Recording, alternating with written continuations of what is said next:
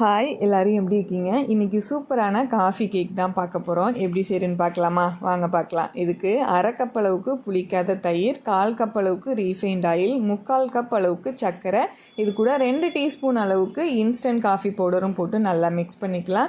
நல்லா மிக்ஸ் பண்ணிவிட்டு இது கூடவே 1/4 கப் அளவுக்கு பால் எடுத்து நல்லா மிக்ஸ் பண்ணிவிட்டு 1 கப் அளவுக்கு கோதுமை மாவு, அரை டீஸ்பூன் அளவுக்கு பேக்கிங் பவுடரும் 1/4 டீஸ்பூன் அளவுக்கு பேக்கிங் சோடாவும் போட்டு மிக்ஸ் பண்ணிக்கலாம். பேட்டர் மிக்ஸ் பண்ணதுக்கப்புறம் இந்த கன்சிஸ்டன்சிக்கு இருக்கணும்.